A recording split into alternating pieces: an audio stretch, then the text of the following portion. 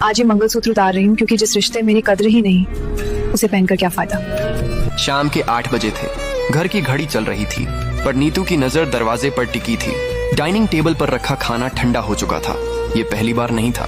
कई महीनों से रोहन देर से आता, आते ही फोन में लग जाता और थक गया हूँ कहकर सो जाता। नीतू ने कई बार बात करने की कोशिश की, कभी प्यार से, कभी नाराज होकर, कभी रोकर भी, पर हर बार वही जवाब मिला, ड्रामा मत किया करो, मैं काम में बिजी हूँ। धीरे धीरे नीतू ने बोलना कम कर दिया। उसकी हंसी और बातें जैसे कहीं खो गईं। उस रात उसने सोचा आज वो आएगा तो सब ठीक कर लेंगे। दरवाजा खुला, रोहन आया, पर आते ही फिर फोन में लग गया। नीतू चुपचाप कमरे में गई, अलमारी खोली, सूटकेस निकाला और कपड़े रखने लगी।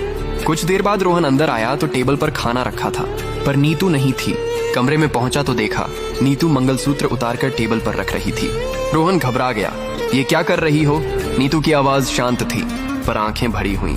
जिस रिश्ते में बात ही नहीं होती, जिसमें इंतजार सिर्फ एक तरफ से हो, उसका ये धागा पहनकर क्या फायदा? रोहन चुप हो गया। उसे समझ आ गया वो काम, दोस्तों और फोन में इतना उलझा रहा कि उसने कभी ये देखा ही नहीं कि नीतू हर रात उसका इंतजार करती थी। नीतू ने सूटकेस बंद किया और दरवाजे की तरफ बढ़ी। जाते जाते बोली, मैं जा रही हूँ क्योंकि खुद को खोती जा रही हूँ, पर अगर कभी लगे कि मैं जरूरी हूँ तो सिर्फ एक बार रोक लेना, मैं लौट आऊंगी। वो दरवाजा खोलने ही वाली थी कि पीछे से रोहन ने उसका हाथ पकड़ लिया।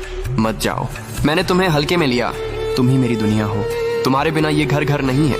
नीतू रो पड़ी। रोहन ने टेबल से मंगलसूत्र उठाया और फिर से उसके गले में पहना दिया। अब कभी तुम्हें उतारने का मौका नहीं दूंगा क्योंकि अब तुम्हें खोने से डर लगता है। कभी कभी रिश्ते टूटने के कगार पर नहीं होते, बस उन्हें एक रोक लेने वाला हाथ और सच्चा एहसास चाहिए होता है, जिसे हम आदत समझ लेते हैं। कई बार वही हमारी सबसे बड़ी मोहब्बत होती है। वीडियो को लाइक जरूर करें। मैं ये सब तो तुम्हारे लिए ही तो कर रहा हूँ। मुझे इतने पैसे नहीं चाहिए, मुझे थोड़ा सा प्यार और थोड़ा सा वक्त चाहिए बस। रात के 11 बजे थे। राहुल ऑफिस से घर लौटा।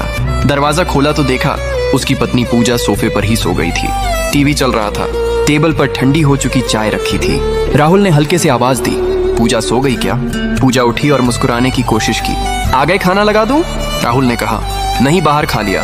पूजा ने बस ठीक है कहा और किचन में चली गई। उसकी मुस्कान नकली थी पर राहुल ने ध्यान नहीं दिया। कुछ दिन बाद राहुल को अलमारी में एक पुरानी डायरी मिली। एक पेज पर लिखा था, आज फिर राहुल बिना खाए सो गया। मैंने इंतजार किया था पर शायद मैं अब उसको मेरी परवाह नहीं रही। मैं उसे परेशान नहीं करना चाहती। वो बहुत मेहनत करता है, बस कभी कभी मन करता है साथ में खाएं पिएं, कुछ पल प्यार से बिताएं। राहुल का दिल कांप गया। उसे एहसास हुआ वो घर के लिए मेहनत कर रहा था पर घर में रहने वाली के लिए नहीं। अगली रात राहुल जानबूझकर जल्दी घर आया। पूजा किचन में थी। वो बोला, आज खाना साथ खाएंगे। पूजा हैरान हुई।